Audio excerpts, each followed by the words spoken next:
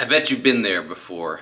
It's an early morning, the sky is still dark outside, you're not really sure you want to face the day. You're sort of a little bit groggy, and then you realize, yeah, a new day is a good thing, and getting up and waking up, all the things that go with the new day, they're worth the energy, they're worth getting through so that you can experience a new day. A new day is a good thing, but you need something that will help you wake up. For me, that is quite often a cup of black coffee, and I'm always a fan, personally, of a dark roast as strong as possible, but I'm well aware that for some people the taste of black coffee is just repugnant. It comes on too strong, it's bitter, but for me, that's exactly what I need to get going on an early morning when the world doesn't seem like it's awake yet. I've come to appreciate, even though I know that black coffee, especially strong black coffee, early in the morning is not everybody's cup of tea, literally.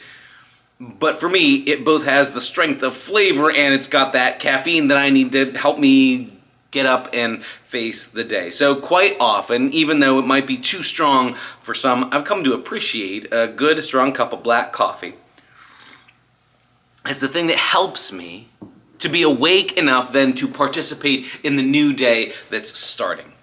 I mention this because every year, the followers of Jesus in this community called church, we get reintroduced to a black cup of coffee, if there ever were one in the Bible, a guy by the name of John the Baptizer, as we sometimes call him. And John shows up on the scene strong and intense, and to be honest, comes on kind of bitter. The opening words, the first words out of his mouth when we are introduced to John in Luke's gospel, he's addressing a crowd of people, and his way of winning their attention is to call them brood of vipers, snake babies, right? He looks at people who have come out to hear him, people who have gone from their homes, towns, villages, to find him in the middle of nowhere and to listen to what he has to say. And the first words we get out of his mouth are, "You brood of vipers, who warned you to flee from the wrath that's coming?" My goodness, that's a jolt, right? But John's convinced he has to get people's attention. John's convinced that his job is to prepare people for the coming new day. And it might not look like a new day is dawning, but his job to come on strong to get people's attention. There's an old line from the novelist and writer Flannery O'Connor who said, "To people who are hard of hearing, you have to speak very loud. To people who are almost blind, you have to use big gestures to get their attention. And for writers or people with something to say, sometimes you have to use very large, almost grotesque sort of imagery. You have to be bold to get people's attention so they don't fall back asleep." You and I know how tempting, how comfortable it can be to just go back to sleep on a morning when your alarm has gone off, and then to be late to your day or to miss out on something when you know deep down you want to be awake for the new day that's starting. You don't want to miss another day on God's green earth, another gift of this kind of life.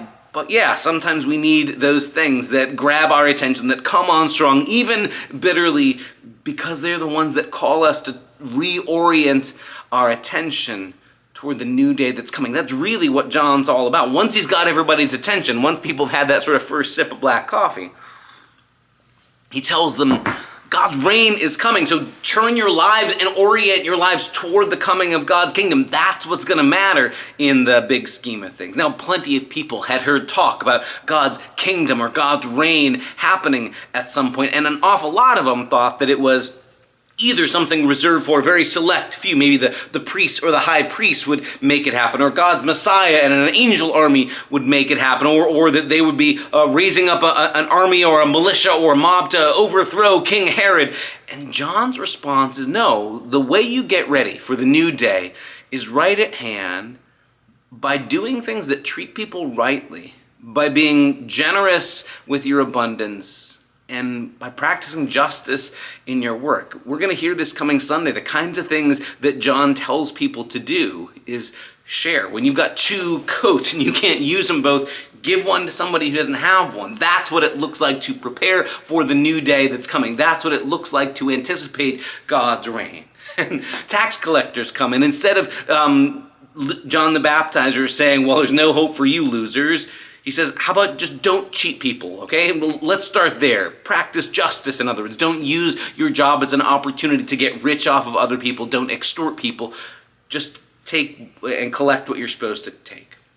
Soldiers, he says, don't use your position to intimidate or extort. It's real easy for people with power to intimidate and bully and take things by force from the people that they are supposed to be protecting or overseeing. And John says, don't do that. Practice justice, practice mercy. In a sense, these things shouldn't sound that strange or odd. This is really what all the prophets in the Hebrew scriptures in the Old Testament had been calling for God's people to do, right? Do justice, love mercy, walk humbly with your God. John hasn't come to invent a new religion. He's come to find people who are asleep and to wake them up, even if it means coming on strong and intense like a cup of black coffee. Once you've heard that kind of a message, once somebody or something has helped to awaken you, you know how important it is, how valuable it is to be awakened and to stay awake. Part of our calling as God's people now. We might not have to be as loud or bold or angry or bizarre as John the Baptizer, but to be those kind of voices who help other people to be awakened to what God's up to, what God is doing, and the new thing God is doing in Jesus. And then to say the way we practice getting ready, the way we prepare for that coming of Jesus in our lives is to do justice and to love mercy, to walk humbly with God. That's not something new. It's just something we're called back to over and over and over again. Maybe there have been people in your life, maybe people who you actually know, like friends or neighbors or family members or church members. Maybe it's an author or somebody you've read who's been one of those voices who helped you to awaken. But if you know what it's like to have one of those voices who, like John the Baptizer, comes on strong, maybe even bitter, but says what you need to hear to wake you up, then maybe you know the value of being that kind of voice for people around you when it is so much easier or tempting to fall back asleep. John reminds us there's a new day coming. It's worth living now in anticipation of it. That's where our conversation will take us this coming Sunday. So we invite you to be a part of it for the third Sunday of Advent. See you then.